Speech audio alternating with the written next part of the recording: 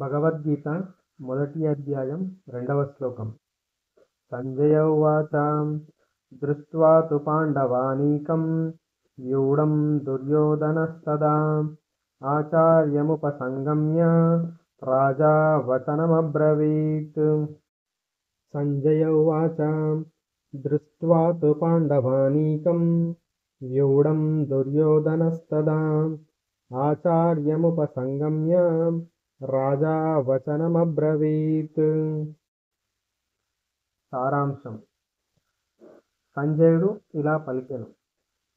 సైనిక వ్యూహాత్మకంగా నిలిపి ఉన్న పాండవ సైన్యాన్ని చూచిన దుర్యోధనుడు తన గురువు ద్రోణాచార్యుడిని సమీపించి ఈ విధంగా పలికెను. తన పుత్రులు ఎలాగైనా యుద్ధం మొదలు పెడతారనే ధృవీకరణ కోసం ధృతరాష్ట్రుడు ఎదురు చూస్తున్నాడు.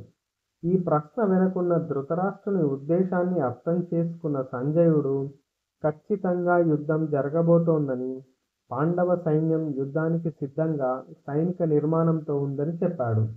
అంతేకాక దుర్యోధనుడు ఏమి చేస్తున్నాడనే దిశగా సంభాషణ విషయాన్ని మరల్చాడు.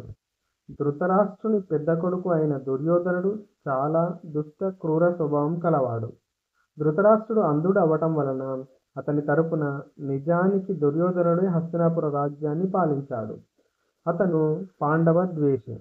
ఎలాగైనా పాండవులని అడ్డు తొలగించుకొని రాజ్యాన్ని ఎదురు లేకుండా పాలించాలని నిశ్చయించుకున్నాడు. తన సైన్యాన్ని ఎదుర్కోగలిగినంత సైన్యాన్ని పాండవులు సమీకరించుకోలేరని అనుకున్నాడు. కానీ దానికి విరుద్ధంగా జరిగింది. మరియు అపారమైన పాండవుల సైనిక సామర్థ్యాన్ని చూసి వ్యాకులతో ఆందోళన చెందాడు. దుర్యోధనుడు తన యుద్ధ గురువు ద్రోణాచార్యుని సమీపించటం యుద్ధ పరిణామం మీద అతనికి ఉన్న భయాన్ని తెలియబరుస్తోంది. నమస్కరించాలనే నెపంతో ద్రోణాచార్యుని దగ్గరికి వెళ్ళినా అతని నిజమైన ఆంతర్యం తన ఆందోళనని ఉపశమనం చేసుకోవడమే. ఇప్పుడు దుర్యోధనుడు తదుపరి శ్లోకంతో మొదలుకొని 9 శ్లోకాలను పలికాడు.